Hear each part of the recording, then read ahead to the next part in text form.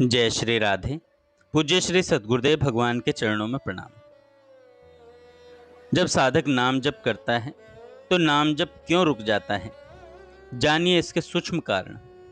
नाम जप करना कठिन नहीं है, निरंतर नाम जप में टिके रहना कठिन है।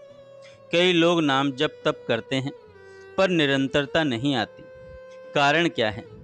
क्यों साधना के बीच मन भटक जाता है और भजन बोझ जैसा लगने लगता है? शास्त्र और संत कहते हैं, अखंड स्मरण तभी संभव है जब वाणी मन और शरीर तीनों संयमित हों। जिसने इन 6 वेगों को जीत लिया वही महात्मा निरंतर भजन कर सकता है। वचो वेगम, मनसः क्रोध वेगम, जिह्वा वेगम, उदर वेगम, उपस्थ वेगम। अर्थात यदि मनुष्य वाणी की तीव्रता, क्रोध, भूख और काम की वासनाओं पर संयम रख सके तभी उसका स्मरण अखंड बनेगा। अन्यथा ये वेग भीतर से भजन की जड़ों को काट देते हैं। जो साधक दूसरों की निंदा करता है, क्रोध में बोल पड़ता है या अपनी इंद्रियों को वश में नहीं रख पाता, वह भजन में टिक नहीं सकता। संत महात्माओं के विषय में किसी प्रकार की टिप्पणी, तुलना या आलोचना भजन को भीतर से रोक देती है।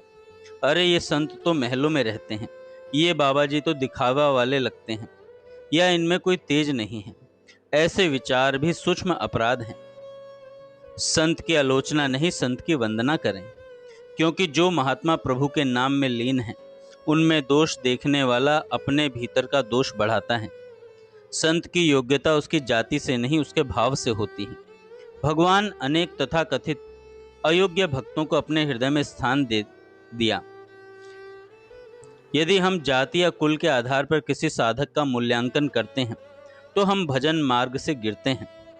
कभी कभी हम संतों के बारे में सीधे नहीं बोलते, पर मन में विचार करते हैं, अरे इनके चेहरे में कोई तेज नहीं, इतना बड़ा महात्मा होता तो ऐसा क्यों करता। यह भी स्वरूप निरूपण अपराध है।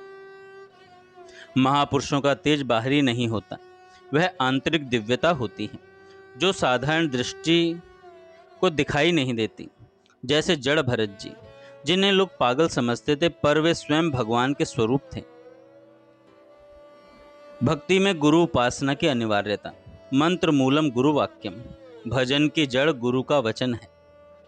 आज कई साधक मनमानी भक्ति करते हैं, मुझे ये नाम जपने में रस नहीं आता, मैं कोई दूसरा नाम ले लूँगा। पर जहाँ गुरु का आदेश नहीं, वहाँ कृपा का प्रवाह नहीं। जो मंत्र गुरु ने दिया है वही तुम्हारा सीधा मार्ग है, वह तुम्हारा आध्यात्मिक डीएनए है। उससे हटकर साधना करना ऐसा है जैसे पेड़ अपनी जड़ से अलग होकर बढ़ने की कोशिश करे। गुरु केवल नाम नहीं देते, वे पहचान देते हैं। जैसे माँ कहती है ये तुम्हारे पिता हैं, उसी तरह गुरु कहते हैं तुम श्री जी की प्रिय सखी हो। भजन का आरंभ तभी होता है जब यह भाव भीतर दृढ़ हो जाए, मैं भगवान का हूँ और भगवान मेरे हैं। जब तक यह पहचान दृढ़ नहीं होती तब तक भजन में रस नहीं आएगा। जब साधक उपरोक्त सभी बाधाओं से मुक्त हो जाता है, वाणी में संयम, संतों के प्रति श्रद्धा, गुरु भक्ति और अपने स्वरूप की पहचान, तब उसका नाम जब सहज, स्वाभाविक और अखंड हो जाता है। तब वह कहीं भी हो, रसोई में, सेवा में, यात्रा में, अंदर निरंतर नाम का प्रवाह चलता रहता है। वही सच्चा भजन है, वही सच्चा भजन है। नाम जप के विषय में एक संत द्वारा दिव्य संदेश। संत कहते हैं, जैसे सूर्य के उदय मात्र से जगत के सारे अंधकार का नाश हो जाता है, वैसे ही भगवान के नाम स्मरण और कीर्तन मात्र से ही समस्त दुर्गुण और पापों का समूह तत्काल नष्ट हो जाता है। जिनके यहाँ परमात्मा जिस नाम से पुकारा जाता है वे उसी नाम को ग्रहण करें, इसमें कोई आपत्ति नहीं है। परंतु परमात्मा का नाम लेने में लोग प्रायः बड़ी भूल कर बैठते हैं। भोग, आसक्ति और अज्ञान से उनकी समझ ऐसी हो जाती है कि भगवान नाम का साधन करते ही पाप नाश होता ही है, इसलिए पाप करने में कोई आपत्ति नहीं है। ऐसा समझकर वे पापों का छोड़ना तो दूर रहा, भगवान के नाम की ओट लेकर पाप करने लगते हैं। कुछ लोग जो संसार के पदार्थों की कामना वाले हैं, वे भी बड़ी भूल करते हैं। वे भगवान का नाम लेकर उसके बदले में भगवान से धन, संपत्ति, पुत्र, परिवार, मान, बड़ाई आदि चाहते हैं। वास्तव में वे भी भगवान के नाम का महात्म्य नहीं जानते।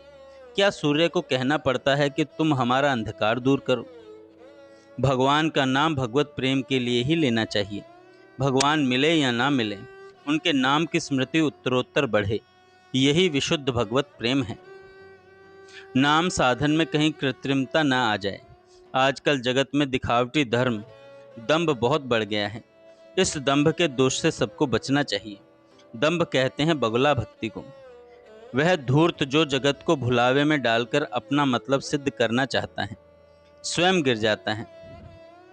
नाम जपते जपते ऐसी भावना करनी चाहिए कि प्रत्येक नाम के साथ भगवान के दिव्य गुण, अहिंसा, सत्य, दया, प्रेम, सरलता, साधुता, परोपकार, सुहृदता, ब्रह्मचर्य, अस्तेय, अपरिग्रह, संतोष, श्रद्धा, विश्वास आदि मेरे अंदर उतर रहे हैं और भरे जा रहे हैं। मेरा जीवन भगवान के प्रेम से ओतप्रोत हो रहा है। इस प्रबल कलिकाल में जीवों के कल्याण के लिए भगवान का नाम ही एकमात्र अवलंबन है। नहीं कलिकर्म न भक्ति विवेकु, राम नाम अवलंबन एकु। भगवान के नाम में कोई नियम नहीं है। सभी जाति के, सभी वर्ग के, सभी नर नारी, बालक वृद्ध सभी समय, सभी अवस्थाओं में भगवान का नाम जीभ से जप सकते हैं, मन से स्मरण कर सकते हैं। भगवान का नाम वही जो जिसको प्रिय लगे।